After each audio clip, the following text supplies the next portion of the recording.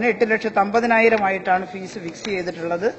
ഇതൊന്നും സർക്കാരായിട്ട് വർദ്ധിപ്പിച്ചതല്ല, ഫീ റെഗുലേറ്ററി കമ്മിറ്റിയുടെ കാൽക്കുലേഷന്റെ ഭാഗമായിട്ട് നിശ്ചയിച്ച ഫീസാണ് സർ. ശ്രീ വി ടി ബൽറാം. സർ, പിണറായി വിജയൻ സർക്കാരിന്റെ ഒരു മിനിറ്റ്. ഈ കുറച്ചുനേരം ഇരിക്കുമ്പോൾ അങ്ങോട്ടും ഇങ്ങോട്ടും നടക്കണമെന്നൊക്കെ തോന്നും, പക്ഷെ അത് പുറത്തേക്ക് പോകുന്നതാണ് നല്ലത്. സഭയിൽ ഇങ്ങനെ ചുറ്റി നടക്കുന്നത് ശരിയല്ല. ബൽറാം. സർ, ഈ സർക്കാരിന്റെ സ്വാശ്രയ കൊള്ളയുടെ സീസൺ 2 ആരംഭിച്ചിരിക്കുകയാണ്. സർ, ഈ ഗവൺമെന്റ് അധികാരത്തിൽ വന്നിട്ട് ഒരു വർഷം തികയാൻ ഏതാനും ദിവസങ്ങൾ ആണ് ബാക്കിയുള്ളത്. സർ, ഒരു വർഷം മാത്രം അധികാരത്തിലിരിക്കുന്ന ഈ ഗവൺമെന്റ് വലിയ രീതിയിലുള്ള ഫീസ് വർധനവ് രണ്ടാമത്തെ തവണയും വിദ്യാർത്ഥികൾക്ക് മേൽ, ഈ നാട്ടിലെ പാവപ്പെട്ട രക്ഷിതാക്കളുടെ മേൽ അടിച്ചേൽപ്പിക്കുന്നതിന്റെ തുടക്കമാണ് ഇവിടെ കാണാൻ സാധിക്കുന്നത്. സർ, ഒരു വർഷം മുമ്പ് നമ്മൾ ഒരുപാട് ചർച്ച ചെയ്തതാണ്. MBBS സീറ്റിന്റെ ഫീസ് വലിയ രീതിയിൽ വർദ്ധിപ്പിച്ച് സ്വാശ്രയ മുതലാളിമാർക്ക് കൊള്ളലാഭം ഉണ്ടാക്കി കൊടുക്കാനുള്ള ഒരു സാഹചര്യം ഈ ഗവൺമെന്റ് സൃഷ്ടിച്ചു. സർ, നമുക്ക് ഓർമ്മയുണ്ട്, UDF ഗവൺമെന്റ് 4 വർഷം ഭരിച്ചപ്പോ ആ 4 വർഷത്തിലും കൂടി ആകെ വർദ്ധിപ്പിച്ചത് 47,000 രൂപ മാത്രമായിരുന്നു. എന്നാൽ ഈ ഗവൺമെന്റ് അധികാരത്തിൽ വന്ന് ആദ്യത്തെ 100 ദിവസത്തിനകം തന്നെ 65,000 രൂപ ഫീസ് മെറിറ്റ് സീറ്റിൽ അടിച്ചേൽപ്പിച്ചുകൊണ്ടാണ് ഈ ഗവൺമെന്റ് പ്രവർത്തനം തന്നെ ആരംഭിച്ചത്. 2.5 ലക്ഷം രൂപയായിരുന്നു സർ MBBSന്റെ ഫീസ്.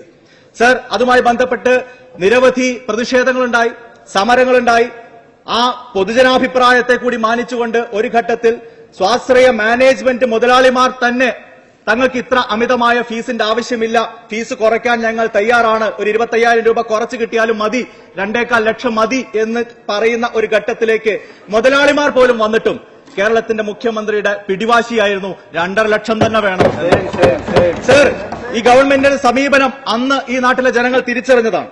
അതിന്റെ തുടർച്ചയായിട്ടാണ് ഇപ്പോഴിതാ ഈ ഗവൺമെന്റിന്റെ 2ാം വർഷത്തിൽ PG ഫീസുകൾ വലിയ രീതിയിലുള്ള ഒരു വർധനവിലേക്ക് പോകുന്ന സാഹചര്യം ഉണ്ടാവുന്നു.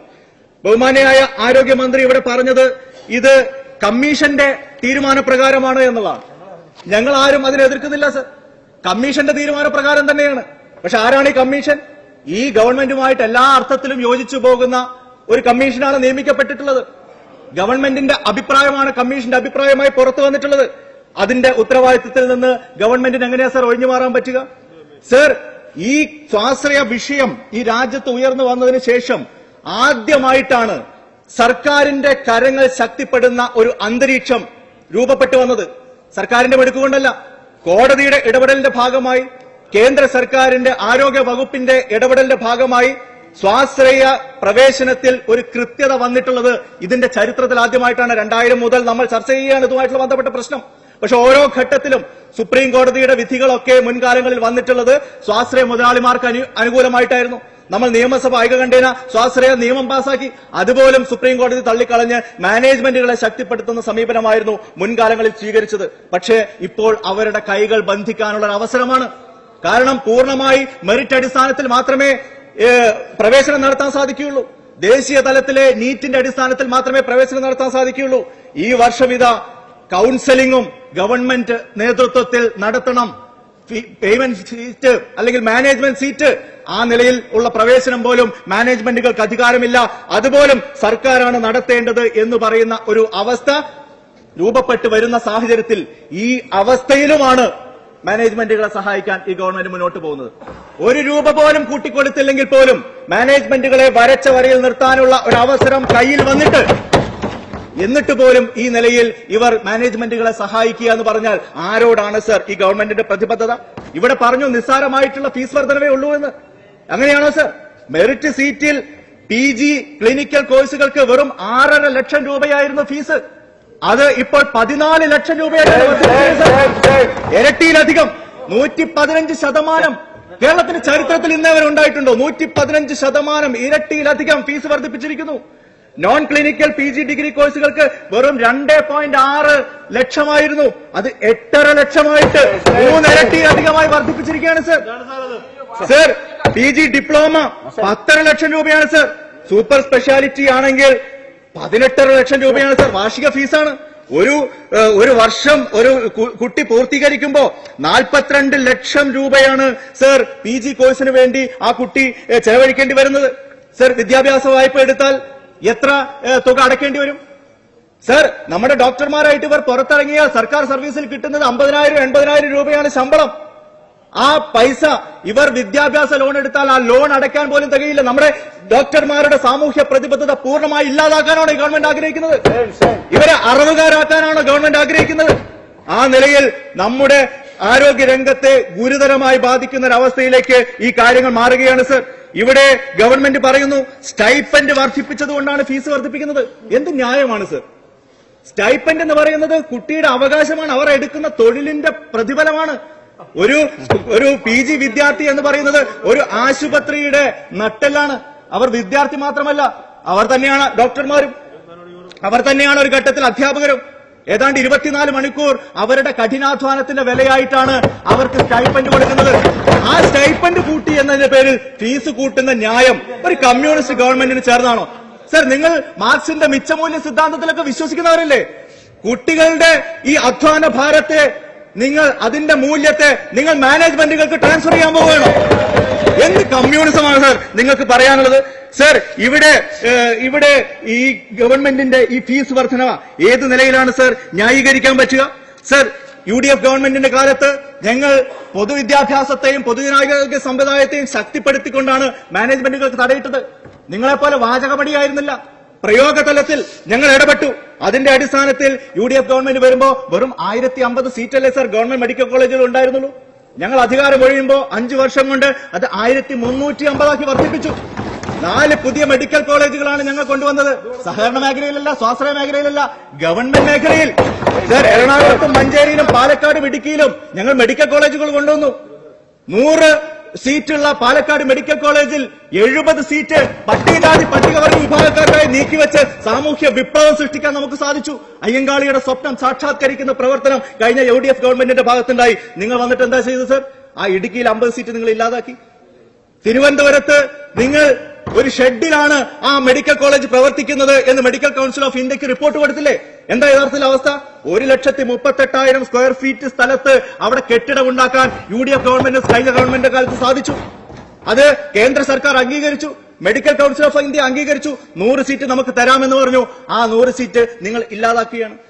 പാരിപ്പള്ളി മെഡിക്കൽ കോളേജ് ഇപ്പോൾ അവിടുത്തെ MP ശ്രീ NK പ്രേമചന്ദ്രന്റെ കൂടി ഇടപെടലിന്റെ ഭാഗമായിട്ട് ഇപ്പോൾ കേന്ദ്ര ഗവൺമെന്റ് അംഗീകരിക്കുന്ന അവസ്ഥയിലേക്ക് വന്നിട്ടുണ്ട്. സംസ്ഥാന ഗവൺമെന്റ് വല്ല റോളും ഉണ്ടോ?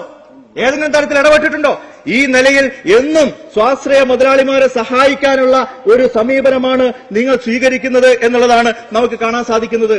ഇവിടെ കഴിഞ്ഞ ഗവൺമെന്റിന്റെ കാലത്ത് സമരം നടത്തിയിരുന്ന അവസരത്തിലൊക്കെ ഞങ്ങളെ ആക്ഷേപിച്ചിരുന്ന ആളുകളുണ്ട്. അപ്പുറത്തിരുന്ന DYFIയുടെയും SFIയുടെയും ഒക്കെ പഴയ നേതാക്കന്മാർ, അവർക്ക് ഞങ്ങളെയൊക്കെ പുച്ഛമാണ്, ഞങ്ങളുടെയൊക്കെ സമരത്തെ പുച്ഛമാണ്. ഇവിടെ യുവജന സംഘടനാ നേതാക്കന്മാർ പുറത്ത് സമരം നടത്തി, നിരാഹാര സമരം നടത്തി. 5-8 ദിവസം കഴിഞ്ഞപ്പോൾ ആ സമരം അവസാനിപ്പിക്കേണ്ടി വന്ന സാഹചര്യത്തിൽ എന്റെ സഹപ്രവർത്തകരായിട്ടുള്ള 2 MLAമാർ ശ്രീ ഷാഫി പറമ്പിലും ഹൈബി ഈഡനും ഈ നിയമസഭാ ഹാളിന് പുറത്ത് നിരാഹാരം കിടന്നു. അവർ 5-6 ദിവസം നിരാഹാരം അനുഷ്ഠിച്ചതിന് ശേഷം മുന്നണിയുടെ തീരുമാനപ്രകാരം ഞാനും റോജി രമണും നിരാഹാരം തുടങ്ങി. ഒരു ദിവസം ഉച്ചയ്ക്ക് നിരാഹാരം തുടങ്ങി, പിറ്റേ ദിവസം വൈകുന്നേരം വരെ നിരാഹാരം തുടർന്നു. പിന്നീട് മുന്നണിയുടെ തീരുമാനപ്രകാരം ആ സമരം അവസാനിപ്പിച്ചു. കാരണം ഈ ഗവൺമെന്റിനോട് പറഞ്ഞിട്ട് കാര്യമില്ല, നിയമസഭ അവസാനിപ്പിക്കുകയാണ്, നിയമസഭാ സമ്മേളനം വെട്ടിച്ചുരുക്കുകയാണ്.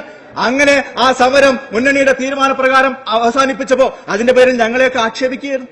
ഞങ്ങൾ ഒരു ബ്രേക്ക്ഫാസ്റ്റ് മാത്രം ഉപേക്ഷിച്ച് സമരം നടത്തിയവരാണ് എന്ന് പറയുകയായിരുന്നു. സർ, നിങ്ങൾ ആ ആക്ഷേപിക്കാൻ മാത്രമേ നിങ്ങൾക്ക് കടന്നു വരാൻ സാധിക്കുള്ളൂ. നിങ്ങൾക്ക് പ്രതികരണത്തിന്റെ ഒരു നേർത്ത ശബ്ദം പോലും പുറപ്പെടുവിക്കാൻ നിങ്ങൾക്ക് സാധിക്കുന്നില്ല. നിങ്ങൾ വലിയ സമര നേതാക്കന്മാരായി ഭാവിക്കുകയാണ്. ഇന്നലകളിൽ തെരുവുകളിൽ നിങ്ങൾ ചോരപ്പുഴ ഒഴുക്കി എന്നാണ് പറയുന്നത്. നിങ്ങൾ ഒരുപാട് ത്യാഗങ്ങൾ സഹിച്ചു എന്നാണ് പറയുന്നത്.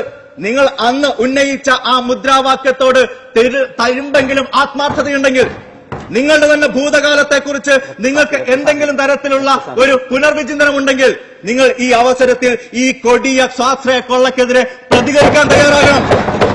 അതല്ല എങ്കിൽ നിങ്ങൾ ഇന്നലകളിൽ നടത്തിയ സമരങ്ങളൊക്കെ നിങ്ങളിൽ ചിലർക്ക് MLAമാരാകാനും MP മാരാകാനുമുള്ള കരിയർ ഓറിയന്റഡ് ആയിട്ടുള്ള സമരങ്ങളാണ് എന്ന് കേരളത്തിലെ ചരിത്രം വിലയിരുത്തും. ഫോട്ടോ ഓപ്പർച്യൂണിറ്റിക്ക് വേണ്ടിയുള്ള സമരങ്ങളല്ല നിങ്ങൾ ഇന്നലകളിൽ തെരുവുകളിൽ നടത്തിയത് എങ്കിൽ ആ ആത്മാർത്ഥത തെളിയിക്കാനുള്ള അവസരമാണ് ഈ ഗവൺമെന്റ് നിങ്ങൾക്ക് മുമ്പിൽ സൃഷ്ടിച്ചു വച്ചിരിക്കുന്നത്. ഒന്ന് പ്രതികരിക്കാൻ തയ്യാറുണ്ടോ? ഈ കേരളത്തിന്റെ ചരിത്രത്തിൽ ഏറ്റവും വലിയ വർധന ഞാൻ പറഞ്ഞു, ഇരട്ടിയും മൂന്നിരട്ടിയും ഒക്കെയായി ഈ ഗവൺമെന്റ് ഫീസ് വർദ്ധിപ്പിക്കുമ്പോൾ അതിനെതിരെ നിങ്ങൾക്ക് പ്രതികരിക്കാൻ സാധിക്കില്ലെങ്കിൽ നിങ്ങളുടെ തന്നെ ചരിത്രത്തെ നിങ്ങൾ റദ്ദു ചെയ്യുകയാണ്. നിങ്ങളുടെ തന്നെ ഭൂതകാലത്തെ നോക്കി നിങ്ങൾ പല്ലിളിക്കുകയാണ്. നിങ്ങളുടെ രക്തസാക്ഷികൾ കൂത്തുപറമ്പിൽ റോഷനും ഷിബുലാലും മധുവും ബാബുവും രാജീവനും ജീവിച്ചിരിക്കുന്ന ശയ്യാവലംബിയായ പുഷ്പനും അടക്കമുള്ള രക്തസാക്ഷികളുടെ സ്മരണകളോട് നിങ്ങൾ കാണിക്കുന്ന അവഹേളനമാണ് ഈ ഗവൺമെന്റിന്റെ ഭാഗത്ത് നിന്നുണ്ടായിക്കൊണ്ടിരിക്കുന്നത്. പരിയാരം സ്വാശ്രയ കോളേജ് നിങ്ങൾ ഏറ്റെടുക്കുമെന്ന് പറഞ്ഞു. ആ പരിയാരം സ്വാശ്രയ കോളേജ് നിങ്ങൾക്ക് ഏറ്റെടുക്കുന്നതിന് സാധിച്ചു. കഴിഞ്ഞ ഫീസ് വർധനവിന്റെ രംഗത്ത് ഏറ്റവും കൂടുതൽ ലാഭമുണ്ടായത് സ്വാശ്രയ മെഡിക്കൽ കോളേജുകൾക്കല്ല, പ്രൊഫഷണൽ മറ്റ് സ്വകാര്യ മെഡിക്കൽ കോളേജുകൾക്കല്ല, പരിയാരം മെഡിക്കൽ കോളേജിനാണ്. ₹1 അവിടെ കുറയ്ക്കാൻ തയ്യാറായോ? അവിടെ നിങ്ങൾ പറഞ്ഞു ഇത് 1 വർഷത്തേക്ക് മാത്രമേ ഉള്ളൂ, അടുത്ത വർഷമാകുമ്പോഴേക്ക് ഈ പ്രശ്നം പരിഹരിക്കും. ആ പരിയാരം മെഡിക്കൽ കോളേജ് പൂർണ്ണാർത്ഥത്തിലുള്ള ഒരു സർക്കാർ മെഡിക്കൽ കോളേജ് ആകും. നിങ്ങൾ അന്ന് പറഞ്ഞതാണ്. അതിന്റെ മാർഗത്തിലൂടെ ഒരടി മുന്നോട്ട് വയ്ക്കാൻ ഈ 1 വർഷം പിന്നിടുന്ന വേള നിങ്ങൾക്ക് കഴിഞ്ഞോ? ഈ വർഷവും നിങ്ങൾ അവിടെ നടത്താൻ പോകുന്നത് സ്വാശ്രയ അഡ്മിഷൻ തന്നെയല്ലേ? അപ്പോൾ നിങ്ങളുടെ പ്രഖ്യാപനങ്ങൾ, നിങ്ങളുടെ വാഗ്ദാനങ്ങൾ, നിങ്ങളെ വിശ്വസിച്ച് വോട്ട് ചെയ്ത് ജനങ്ങൾക്ക് നിങ്ങൾ വഞ്ചനയുടെ ആവർത്തനങ്ങളാണ് സമ്മാനിക്കുന്നത് എന്നാണ് നമുക്ക് കാണാൻ സാധിക്കുന്നത്. തീർച്ചയായും ഈ ഗവൺമെന്റ് തെറ്റുതിരുത്താൻ തയ്യാറാകണം എന്നാണ് എനിക്ക് അഭ്യർത്ഥിക്കാനുള്ളത്. സർ, ഈ ഗൌരവതരമായിട്ടുള്ള വിഷയം കേരളത്തിന്റെ ചരിത്രത്തിൽ ഇന്നേ വരെ ഉണ്ടായിട്ടുള്ളതിൽ വെച്ച് ഏറ്റവും വലിയ ഫീസ് വർധനവ് അടിച്ചേൽപ്പിച്ച ഈ സാഹചര്യം സർ ഇത് തുടരാൻ പോവുകയാണ്. ഇവിടെ മന്ത്രി പറഞ്ഞു ഇത് PG കോഴ്സിലേക്ക് മാത്രമാണ് ഇപ്പൊ വന്നിട്ടുള്ളത്. ഇത് തന്നെയാണ് ഇനി MBBS കോഴ്സിന്റെ കാര്യത്തിലും വരാൻ പോകുന്നത്.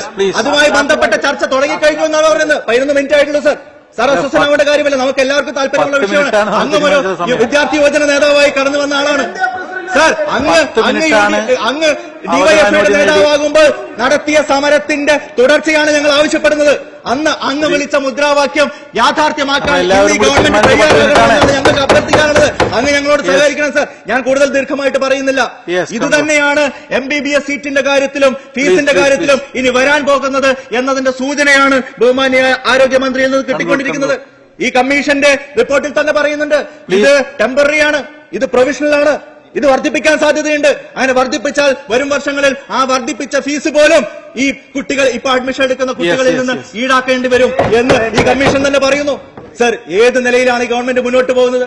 അതുകൊണ്ട് തന്നെ ഇങ്ങനെയുള്ള ഈ സാഹചര്യത്തിൽ കേരളത്തിലെ വിദ്യാർത്ഥികൾക്ക്, പാവപ്പെട്ട വിദ്യാർത്ഥികൾക്ക് മെഡിക്കൽ ഉപരിപഠനം അസാധ്യമാക്കി തീർക്കുന്ന ഈ രംഗത്തെ സാമൂഹ്യനീതി പൂർണ്ണമായി അട്ടിമറിക്കുന്ന ഈ നാട്ടിലെ വരുംകാല ഡോക്ടർമാരെ ജനങ്ങളോട് ഒരു തരത്തിലുള്ള പ്രതിബദ്ധതയും ഇല്ലാത്തവരാക്കി മാറ്റി തീർക്കുന്ന കഴുത്തറപ്പൻ സംസ്കാരത്തിലേക്ക് കേരളത്തിലെ ആരോഗ്യ മേഖലയെ കൊണ്ടുപോകുന്ന ഈ ഗവൺമെന്റിന്റെ തലതിരിഞ്ഞ സമീപനം തിരുത്തണം എന്ന് ആവശ്യപ്പെട്ടുകൊണ്ട് ഈ വിഷയം അതീവ ഗൌരവത്തോടുകൂടി ഈ സഭ നിർത്തിവെച്ച് ചർച്ച ചെയ്യണം എന്ന് ഞാൻ അഭ്യർത്ഥിക്കുകയാണ്. ബഹുമാനപ്പെട്ട ആരോഗ്യ